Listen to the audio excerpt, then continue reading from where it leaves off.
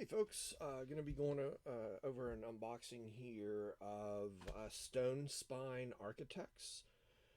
This is a Kickstarter that just arrived today. It's set in the role player universe by Thunderworks Games, of course. Um, but essentially, in this game, you're going to be sort of creating your dungeon. You're going to be filling it with traps and enemies and stuff.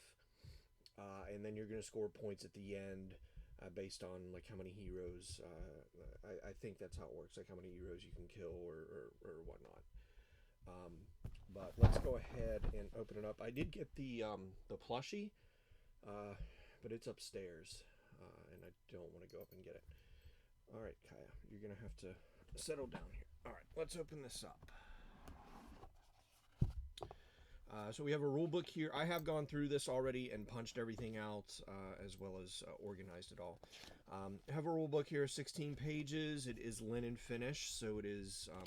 It's not super glossy. It is a little bit glossy, but it's not terrible. Pretty standard rule book. Shows you how where everything goes, how to play. There are solo rules here, so solo play. You can play against a AI enemy essentially, and then a few reference on the back. We have the victory point marker here. It's got or the board, I should say.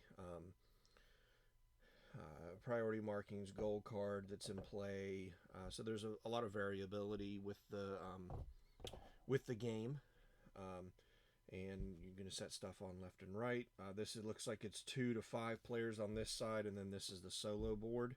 Yep, the jail card. This is where the solo deck goes. So it is double-sided. Plays up to 5 players, so 1 to 5 you can play solo, or 2 to 5 actual players.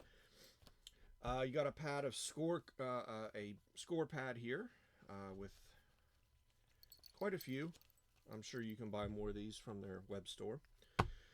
I had some leftover baggies. I actually just need to put those aside. The solo deck of cards. So you have a little deck that's just the solo cards. I just kind of stuck those here in this bottom section. The middle section here, we've got the Shrines and Fountains mini expansion, which just comes with more cards to go in there, to go in this deck. We have some reference cards here that are front and back, enough one for each or 2 for each player, basically final scoring, reference icon guide, and then there's a play sequence on another card.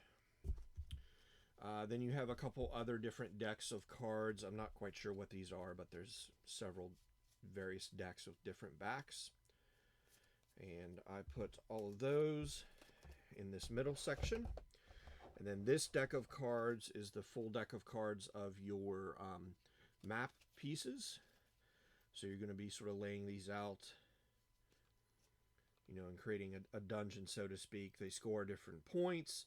You can put different things inside of them, etc. There's sort of these outdoor rocky cavernous terrain, and then there's what looks like the inside dungeon with gelatinous cube and blobs and such. But that whole deck is here. Then we have a deck, not a deck, but a token tray for the various tokens. You have the small circle tokens over here. You have the oblong ovalish tokens in the center, and the square tokens here on the right. They are each one is different things. And there is a symbol at the bottom of each well. So this symbol has the little circle at the bottom of the well. This one has this shape at the bottom of the well. So you know which one goes where. And those are they're just cardboard tokens. Fairly thick, not overly thick, but I would say a little thicker than normal. They all seem like they turned out pretty well. Punched pretty easy. And then we have right here are this is kind of what I'm going to call the outline for each player, so that it goes together and it's sort of, so you can sort of organize your dungeon. So you're going to make a grid essentially, and it just kind of helps you organize that. There's enough. It's broken in two, so enough go to 2 players. You have 2 round wooden tokens per player that do have a symbol on them, on one side only.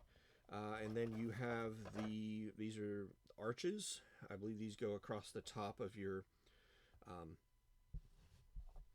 dungeon tile. These tiles you use for the frame, they sort of go on top. I think this is just the entrance for your dungeon, maybe the entrance and exit, because you have 2 of them, one in each color. And that's it. That's pretty much what comes in this box for Stonespine Architects. Kind of looking forward to playing this. I like the idea of building a dungeon and then scoring points at the end for what you put in it, and you know, whether I'm thinking that it's, you know, whether a hero can make it through it, etc., etc. But I like all of Thunderworks games so far. I don't think I've played one that I don't enjoy. But that is Stonespine Architects, a role player tale from Thunderworks games. Thanks for watching.